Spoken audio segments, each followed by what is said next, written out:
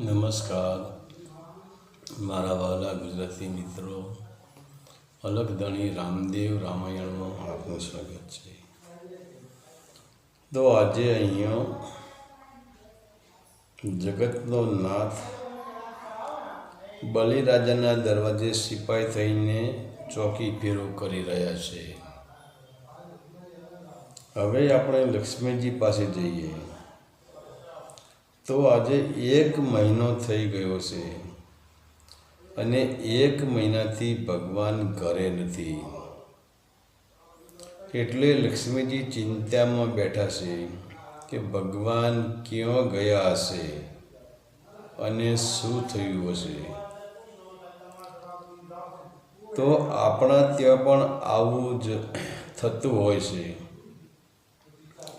જો આપણે સવારથી ઘરેથી નીકળી ગયા હોઈએ અને સાંજે પાછા ઘરે ન આવીએ તો આપણા લક્ષ્મીજી પણ ચિંતા કરે કે સવારના ગયા છે, સાંજ પડી ગઈ, હજુ સુધી ઘરે પાછા કેમ નહીં આવ્યા હોય. અને તે આપણને ફોન કરે અને ધારો કે ફોન ક્યારે સ્વિચ ઓફ થઈ ગયો હોય કે ચાર્જિંગ પૂરું થઈ ગયું હોય અને આપણે ફોન ન ઉપાડીએ તો ફોન નંબર ન લાગે તો આપણા લક્ષ્મીજી વધારે ચિંતાતુર થાય કે શું થયું છે. ફોન એમનો સ્વિચ ઓફ આવે છે, સવારના ગયા છે, હજુ સુધી આવ્યા નથી. તો આપણા ઘરવાળા, આપણા લક્ષ્મીજી ચિંતાતુર થાય કે ન થાય? થઈ જાય. અને પરંતુ જેવા આપણે ઘરે આવીએ એવા એક વખત તો આપણને ગૂગલાવી નાખે.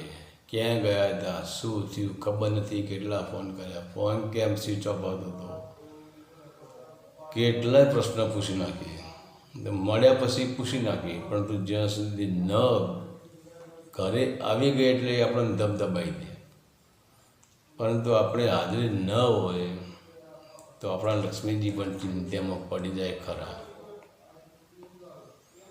તો લક્ષ્મીજી પૂરી પૃથ્વી પર નજર નાખી જોઈ છે તો પૃથ્વી ઉપર ક્યાંય ભગવાન દેખાતા નથી.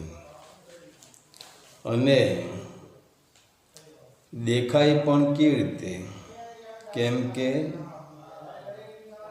ભગવાન તો પાતાળ લોકમાં હતા. ત્યારે લક્ષ્મીજીને નારદની યાદ આવે છે.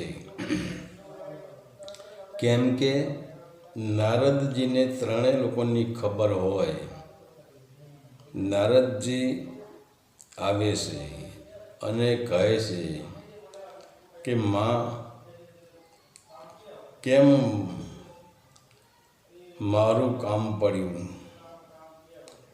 ભગવાનને અને તમારા 2 વચ્ચે ઝઘડો થયો કે શું? કે પછી ત્યારે લક્ષ્મીજી કહે છે, નારદજી, ભગવાન 1 મહિનાથી ગુમ છે અને પૃથ્વી ઉપર તો ક્યાંય નથી. તો બતાવો નારદજી, ભગવાન છે ક્યાં? ત્યારે નારદજી કહે છે, હે માતા, હવે ભગવાનની આશા છોડી દો. કેમ કે ભગવાન નોકરીએ લાગી ગયા છે. પાતાળમાં બલિરાજાને ત્યાં ચોકી ફેરો કરે છે. ત્યારે લક્ષ્મીજી કહે છે કે નારદજી, તો હવે ભગવાનને ત્યાંથી છોડાવવા કેવી રીતે? તેનો રસ્તો સંતો બતાવે છે. નારદજી કહે, એક રસ્તો છે, તમે પાતાળ લોકમાં બલિરાજાની બહેન થઈને જાઓ, કેમ કે આમે બલિરાજાને એક પણ બહેન નથી. અને પછી બલિરાજાને રાખડી બાંધો. એટલે બલિરાજા માગવાનું કહે છે, ત્યારે તમે ભગવાનને માગી લેજો. ત્યારે ભગવાન નોકરીમાંથી છૂટા થશે. પછી તો લક્ષ્મીજી રાખડી લઈને પાતાળ લોકમાં બલિરાજાને દ્વારે પહોંચ્યા છે.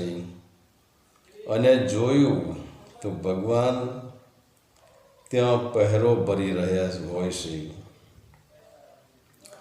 ત્યારે લક્ષ્મીજીને કહે છે, કેમ છો પહેરેદાર? મજામાં તો છો ને? ભગવાન સમજી જાય છે કે આ મને અહીંથી છોડાવવા માટે જ આવી લાગે છે.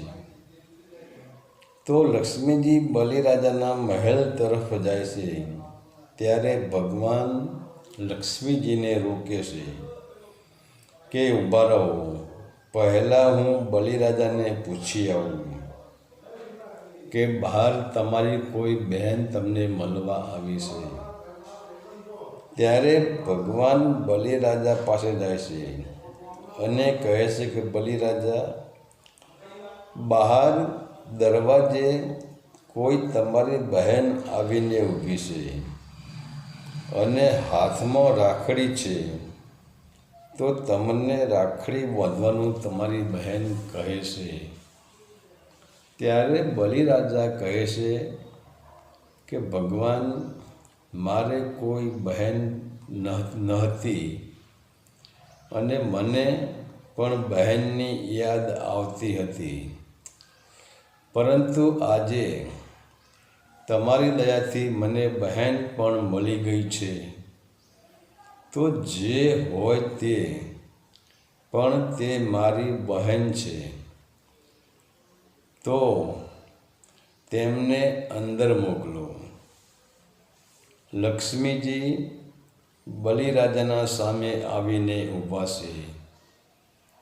આજે બહેન ભાઈની આરતી ઉતારે છે, ભાઈનું મોં મીઠું કરાવે છે, ભાઈને રાખડી બાંધે છે. ત્યારે બલિરાજા કહે છે, બહેન, હવે ભાઈ પાસે કંઈક માગો.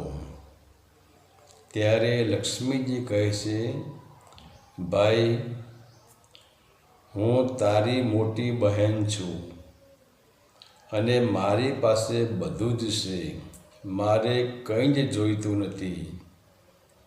ત્યારે બલિરાજા કહે છે કે હે બહેન,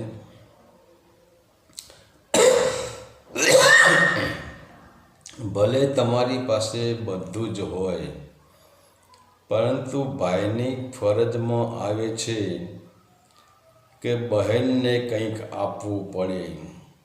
મારે માટે બહેન માગી લ્યો, તમારે શું જોઈએ છે?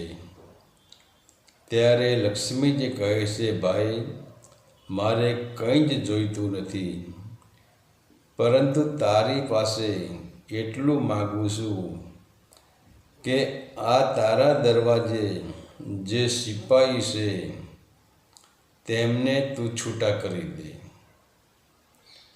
ત્યારે બલિરાજા વિચાર કરે છે કે ભગવાનને છોડાવનાર બીજું તો કોઈ હોઈ શકે જ નહીં, બીજું તો કોઈ આવી શકે જ નહીં. પરંતુ માનો પણ ન માનો, આ મારી બહેન બનીને જે આવ્યા છે એ પોતે લક્ષ્મીજી જ છે, પોતે જ લક્ષ્મીજી હોવા જોઈએ. બલિરાજા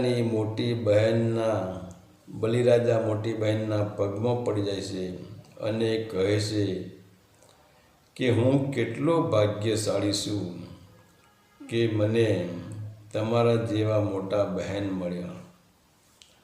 અને પછી તો ભગવાન અને લક્ષ્મીજી બલિરાજા ઉપર પ્રસન્ન થાય છે, બલિરાજાને આશીર્વાદ આપે છે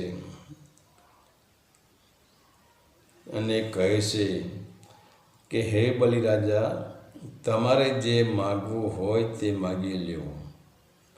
ત્યારે બલિરાજા બહુ સરસ જવાબ આપે છે કે હે પ્રભુ, હે ભગવાન, લક્ષ્મીજી મારા બહેન છે, એટલે ભગવાન તમે મારા બનેવી થયા.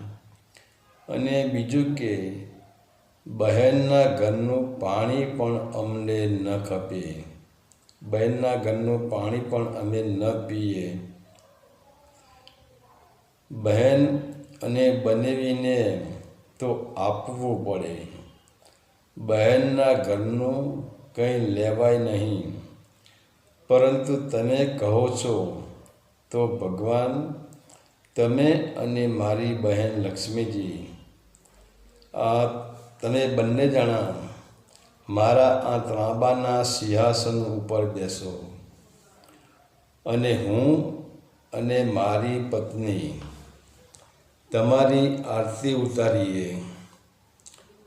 તો આજે નકળંગ ત્રાંબાના સિંહાસન ઉપર બેઠા છે અને બલિરાજાને નિત્ય ધર્મનો મહાધર્મનો માર્ગ બતાવ્યો છે. અને બલિરાજા 9 કરોડ લઈને સીધાવ્યા છે.